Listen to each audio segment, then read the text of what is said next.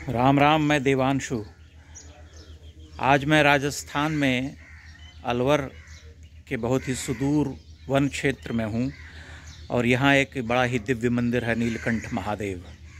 इस मंदिर में मैं आज से 10 वर्ष पहले आया था और पहली बार जब मैंने इस मंदिर को देखा था तब अभिभूत रह गया था। यद्यपि उस समय मेरी कोई समझ नहीं थी। पिछले 1 वर्ष से चूँकि मैं मंदिरों की यात्रा पर हूँ और मैंने कुछ समझना शुरू किया है मूर्तिकला और वास्तुकला और उसके स्थापत्य को, तो इस मंदिर को देख करके मैं पुनः कहूँगा कि एक बार फिर से मैं अभिभूत हो उठा हूँ। यद्यपि इसके बारे में कहा जाता है कि ये अत्यंत ही प्राचीन है, महाभारत कालीन मंदिर है। हो सकता है कि यहाँ भीतर जो शिवलिंगम प्रतिष्ठित है वह महाभारत काल का हो, लेकिन बाहर की जो संरचना है उसे अब तक जो मंदिरों की यात्रा मैंने की है उसके बाद मैं कुछ कहना चाहता हूँ। आप मेरे साथ इस भाव यात्रा पर बने रहें। ये देखिए, ये जो मैंने अब तक मंदिरों की यात्रा की है उसके बाद मैं कह सकता हूँ कि यह गुर्जर प्रतिहार का निर्माण है, क्योंकि चंबल और बुंदेलखंड में इस तरह के मंदिर मैंने बहुत सारे देखे। जो ये शिखर आप देख रहे हैं ऊपर, जो जिस तरह के खांचेदार आकार में ये ऊपर की तरफ जाता है और ऊपर आमलक आप देख रहे हैं, अत्यंत सुंदर सुघड़ आमलक है। उसके बाद कलश वहाँ ये पूर्ण होता है।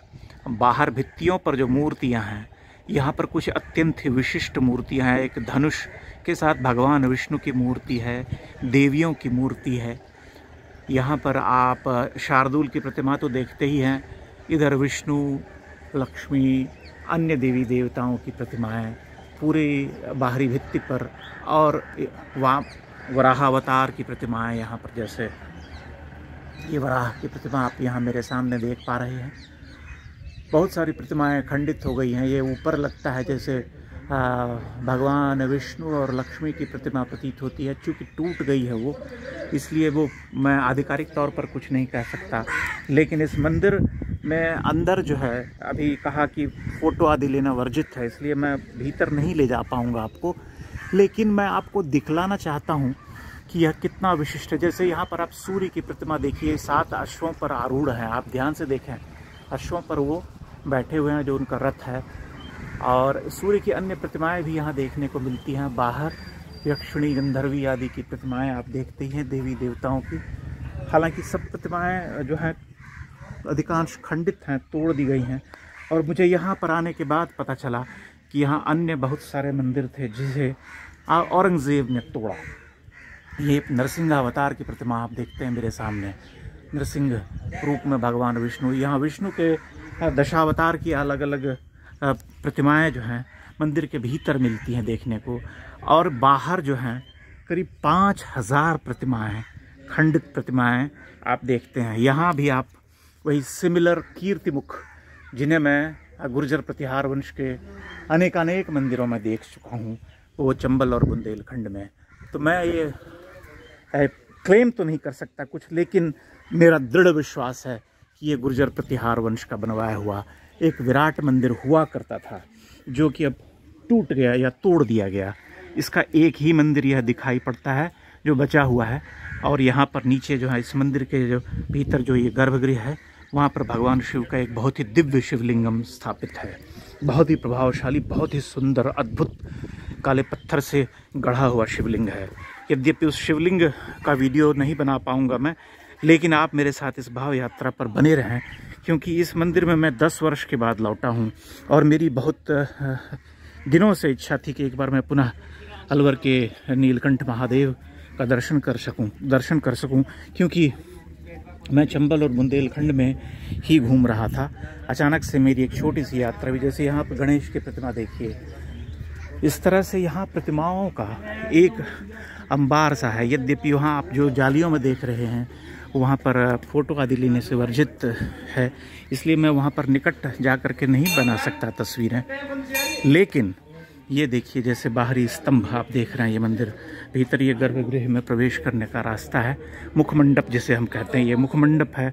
भीतर एक अंतराल है ये 4 स्तंभों का, और उसके बाद अंदर में जो है भगवान शिव प्रतिष्ठित हैं शिवलिंगम रूप में। लेकिन बात यह है कि जो इसके बाहरी स्तंभ हैं ये लगता है जैसे बाद के निर्माण हैं जिन्हें स्टैंड देने के लिए बनाया गया है, क्योंकि इसमें और भीतर के जो स्तंभ हैं उसमें दोनों के डिज़ाइन में तो बहुत अंतर नहीं है, लेकिन दोनों का जो पत्थर है, जो रंग है, उसमें अंतर दिखाई पड़ता है। चूँकि अंदर से फ़ोटो लेने से मुझे मना कर दिया, इसलिए मैं ऐसा कोई काम नहीं करूँगा जिससे कि इस मंदिर के जो नियम कानून है, जो पवित्रता का जो एक आग्रह है, वो नष्ट हो या उस पर कोई प्रश्न उठे। लेकिन आप बाहर से इसका सौंदर्य देख सकते हैं और यह भी देख सकते हैं कि ये जो कॉलम्स जो मैंने आपको अपने मंदिरों की यात्राओं पर दर्जनों बार दिखलाए हैं, ये मूलतः गुर्जर प्रतिहार वंश का निर्माण है। ये ऊपर में जो है इसे आधार देने के लिए बाद में निर्मित किया गया है, क्योंकि ये मंदिर खंडित कर दिया गया था। और इस मंदिर के बाहर जो अनेक मंदिर हुआ करते थे, वहाँ भी मैं आपको ले चलूँगा और बताऊँगा कि कैसे उसे तोड़ा गया। जैसे कि चिरपरिचित कमल दल आप देखें, आप अगर मेरे वीडियोस देखने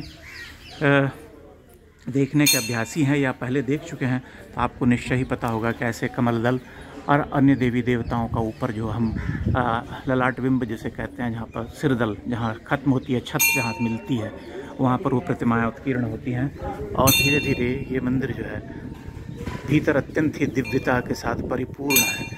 यहाँ पर अलग अलग प्रतिमाएं हैं और ये जो आप दाहिनी दिशा में देख रहे हैं, यहाँ पर भगवान विष्णु का एक सुंदर मंदिर हुआ करता था, जिसके प्रवेश द्वार पर दशावतार की अलग अलग प्रतिमाएं उत्कीर्ण हैं। यद्यपि उनका फ़ोटो लेने से मना किया गया, इसलिए मैं भीतर नहीं जाऊंगा, बाहर से ही आपको इसकी दिव्यता से परिचित कराने का प्रयास करता हूं। जैसे यहाँ बाहरी जो भित्ति है, यहाँ पर आप भिन्न प्रतिमाएँ देखते हैं। ये देवी की प्रतिमा है, यहाँ पर ये भी देवी की ही प्रतिमा प्रतीत होती है, खंडित हो गई है, सिंह पर आरूढ़ हैं।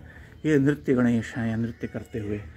मुझे यह आशा है कि नीलकंठ महादेव की मंदिर की जो ये मेरी यात्रा है, भाव यात्रा, आपको निश्चय ही बहुत अच्छी लगी होगी। बाहर से आप ये स्तंभ देखिए, इसकी सुंदरता देखिए, कैसे इसे स्तर के हिसाब से गढ़ा गया है।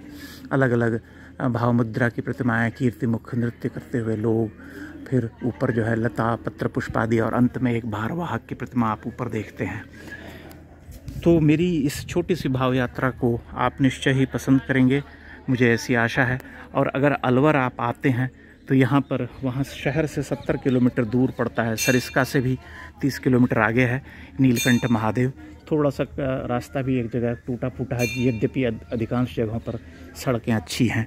आप आ सकते हैं और इस दिव्य मंदिर के दर्शन कर सकते हैं। इन्हीं शब्दों के साथ मैं अपनी इस भाव यात्रा को समाप्त करता हूँ। बहुत बहुत धन्यवाद, प्रणाम।